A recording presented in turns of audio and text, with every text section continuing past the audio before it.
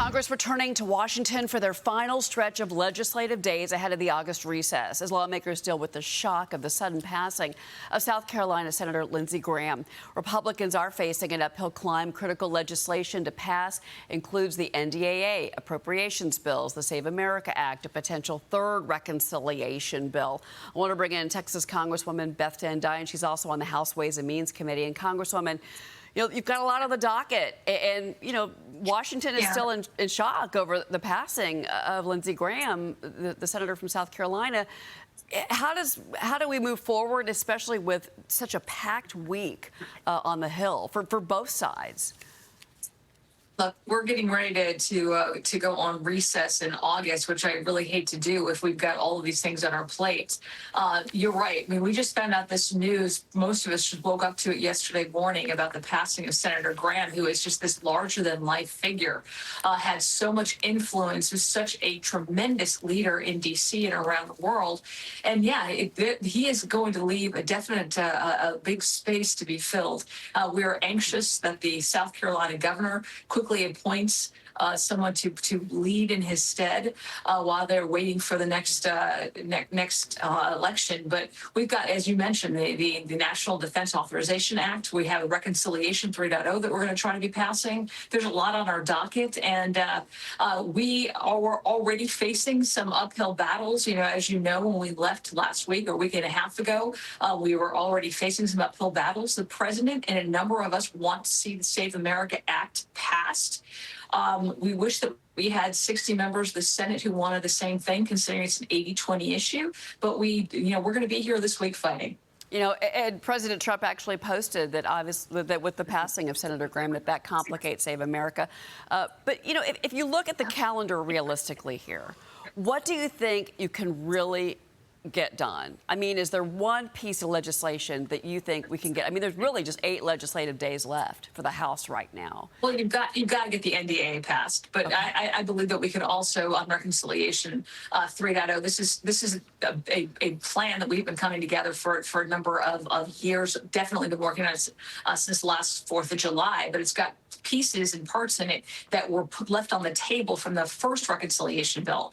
I've got my Growth Act that I would love to be able to see. You just had a segment before about ETFs. This puts mutual funds, more in alignment with those that you're not having to pay when you don't actually sell. That you're not experiencing a capital gain that you have to pay. But there's other things that we can do dealing with energy, dealing with healthcare, dealing with defense that we have to have passed. So there's a lot on the table. We are going to be working on it this week, but these are bills that we've been putting together for months and months and months. It's not like we're just kind of wrapping it up. And for those people who were shocked and surprised that we were able to get, the Working Families Tax Cut bill signed into law by the president by last July 4th, there's a lot that we can do, especially when our backs are against the wall. And you're hopeful about reconciliation. I am always hopeful. It doesn't live to be pessimistic. I'm also a realist, and I understand that there's going to be a lot of challenges. I think a number of members of my own party are going to have to come to the table and recognize, get what you can get while you can get it. We've got Republicans that are running the House floor right now. You've got a majority in the Senate. You've got a president who's willing to pass these bills. Do what we can to get this agenda passed.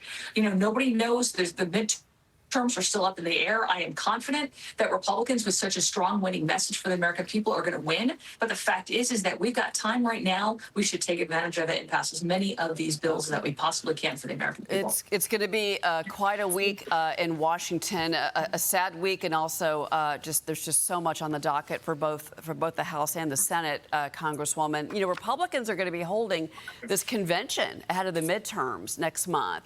They're eyeing the American Airlines Center in Dallas, Texas. That's not far from you in your district. RNC Chairman Joe Gruters joined Maria on Friday. He talked about the convention. He previewed what he'd like to see. Here's what he told her.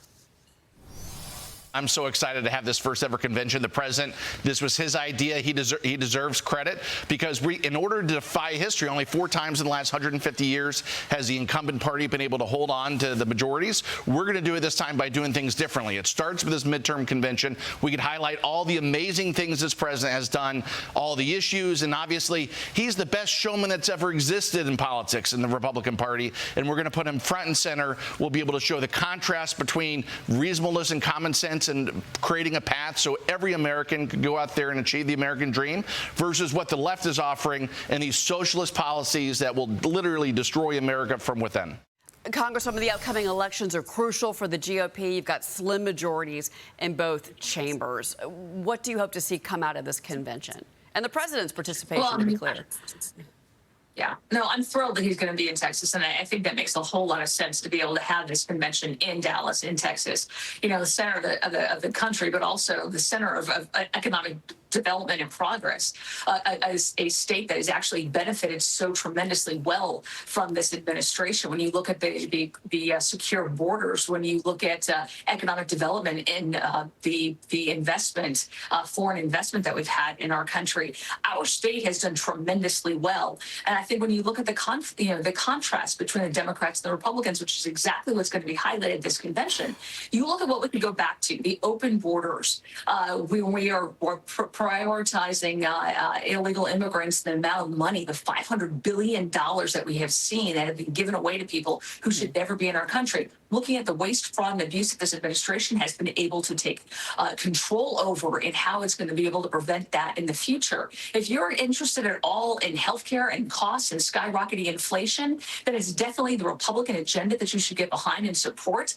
And you look at the trillions of dollars that were wasted during the Biden administration under Democrat control, there could not be a more contrasting decision for the American people to make in November. And I'm just very thrilled that it's going to be in Dallas, and I'm very excited to have the president there. And to have that message of affordability, whether it's housing, whether it is health care, which you mentioned, Congresswoman, those are key things, and large costs that are really hurting the American people right now. And again, it's going to come down to that in November. I do want to ask you about this. The Trump administration's launching its first major H-1B visa fraud crackdown.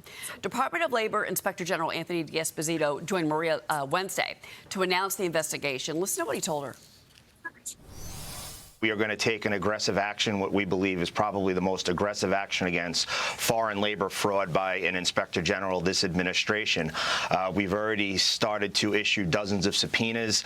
We are going to make sure that we track down every lead. We have whistleblowers talking about some of the biggest companies like Cognizant, who have been in chatter of issues with perm and H-1B visas. And we are going to work side by side with the President and Vice President's fraud task force to exhaust every lead. The fraud task force has been very clear. Vice President Vance has said there's no fraud too small, there's no fraud too large. And this is another example where fraud is fueling violent crime. Much of the visa and the human trafficking that we see when it comes to this foreign labor is tied to cartels, is tied to transnational gangs. And this is the work that we should be doing, not only to make America safe again, but to make America more affordable again. Congresswoman, we brought this to your attention because you've been asking the administration to look into it. What have you seen? Yeah, as you know, we had sent a letter to the administration. I, along with three of my North Texas Congress fellow members, had asked them to look into this because it was obvious this was happening specifically in North Texas at such extreme measures. I want to thank Sarah Gonzalez from Blaze TV for bringing this forward and finding, there are buildings, there are houses that are listing dozens and dozens of these H-1B visa holders and workers that aren't doing anything. They're not a business at all. This needs to be investigated. It is a crime. You're seeing this organized crime that is undermining American wages, undermining American workers, displacing American workers. And I'm really thrilled that the administration is taking this seriously and starting to crack down on it. All right, we're going to be watching that as well. Congresswoman Beth Van Duyne, always great to speak with you. Thank you for joining us. We'll be right back. Thank you.